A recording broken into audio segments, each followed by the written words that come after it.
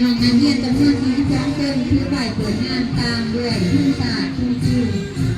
และทุนศึกษามีจำนวน12คนก่อนกำลังที่2เป็นก่อนกำลังคำสอนของโรงเรียนโดยเป็นก่อนกำลังของน้องนักเรียนเยาวชนคุณสมบัติปฏิบัติระเบียบวินัยใส่ใจสิ่งแวดล้อมเกี่ยวกับพัฒนาสังคมด้ว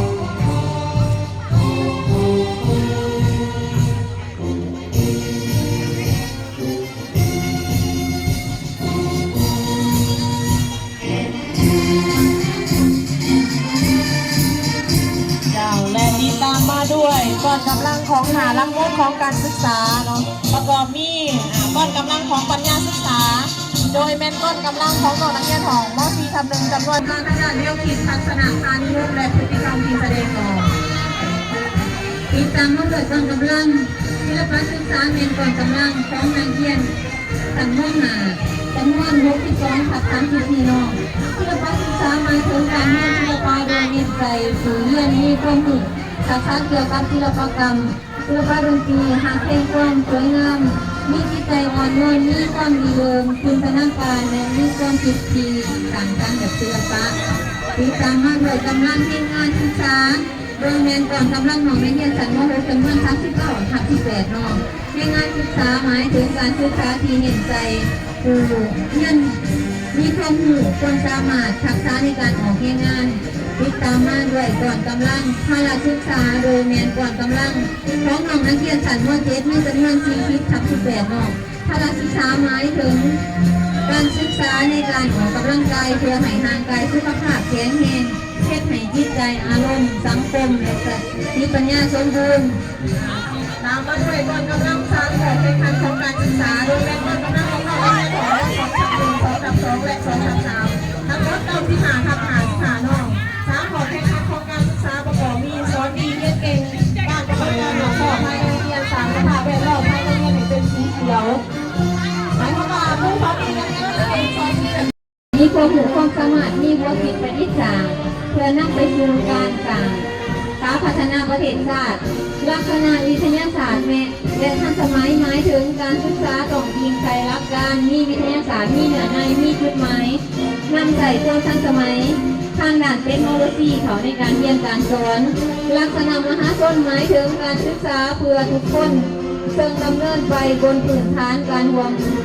มีส่วนรวมการสนับสนุนจากมหาชนแม่ใส่เล็กน้อยเล่าทุกคนบ่จะแม่ต้นเผาศาสนามีโอกาสทำเรียนอย่างทั่วถึงมีจุดหมายเพื่อหักใจผลประโยชน์ร่วมสูงสุดของประชาชนก็คือผลประโยชน์ของชาติเก่าและนาตอนนี้กำลังของพวกเข้ากองกำลังงานเขาชูสนามเนาะแต่ที่ว่าประจำปีของไทยลาว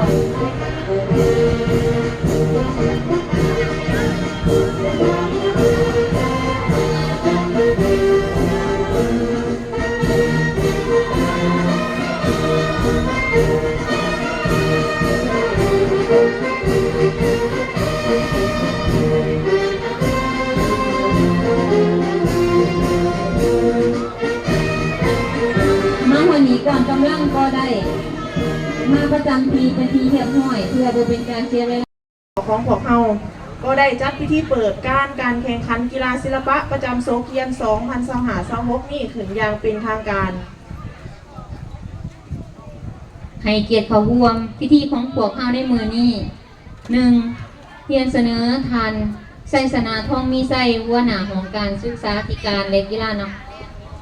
ห้องหัวหน้าของการศึกษาธิการและกีฬานครทั้งเป็นประธานกองประชุมก็ให้เกียรติเขาร่วม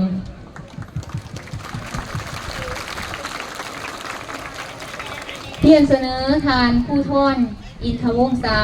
เลขาหน่วยพักหากฐานนายบ้านว่านโซกทั้งเป็นประธานพพสบก็ให้เกียรติเขาร่วม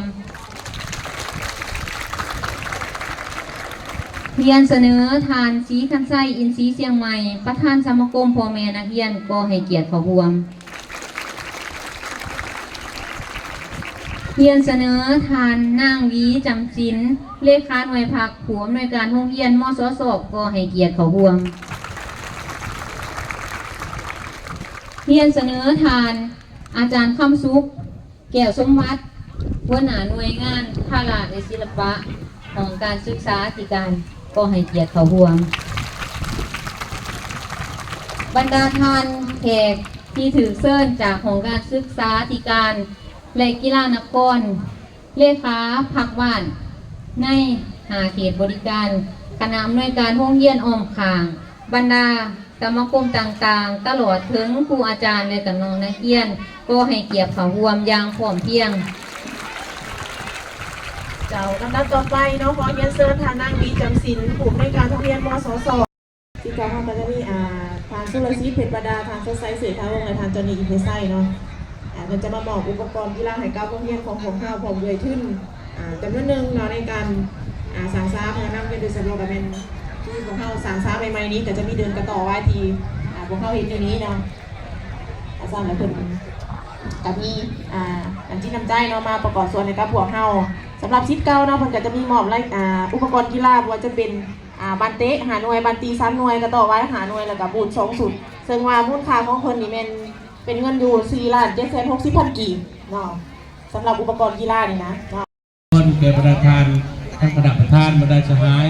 แขกที่ได้เกียรติทั้งหมดจะมีสุขภาพแข็งแรงพร้อมเพรียงกันเอาใจใส่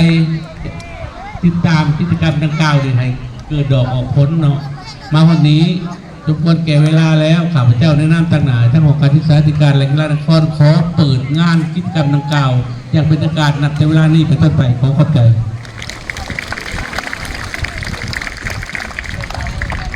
ที่จบลงไปเมื่อกี้ก็เป็นทั้งทันใช้สนามห้องมีไซเนาะห้องหน้าของการศึกษาธิการและกีฬานครไกรสอนผู้บริหารเนาะได้ขึ้นกล่าวเปิดงานกีฬาอย่างเป็นทางการ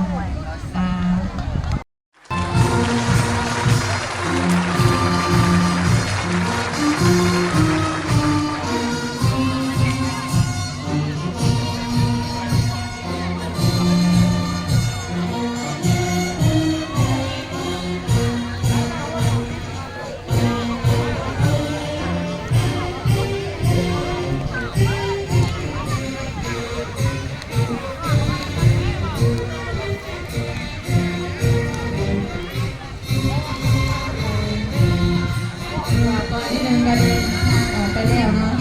ต่อไปเป็นก้อนที่2โบกมือเลยเด้อ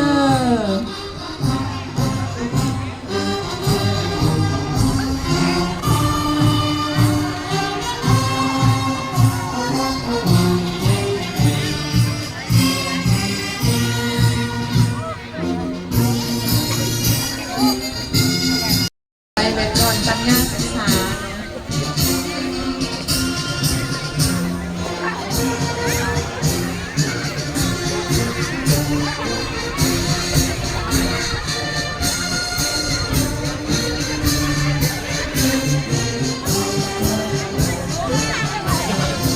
ไปด้วยก่อนคนสมัครศึกษาเนาะ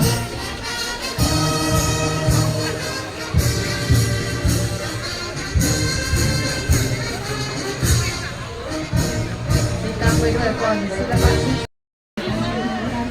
โบกมือใส่กล้องเลยลูกโบกมือใส่กล้องเลยโบกมือเห็นบ่โบกมือโบกมือเห็นบ่กล้องโบกมือเต็มเลยกล้องเลยก็โบกมือเนี่ย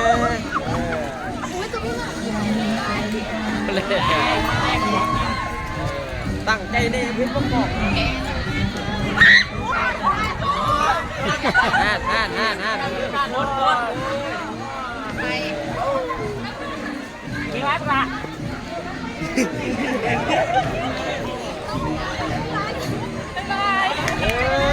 ว้าย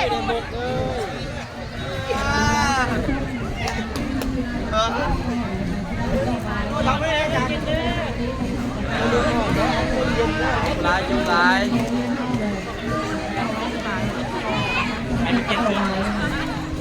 ลาด้วยผู้ได้ถือเสือผู้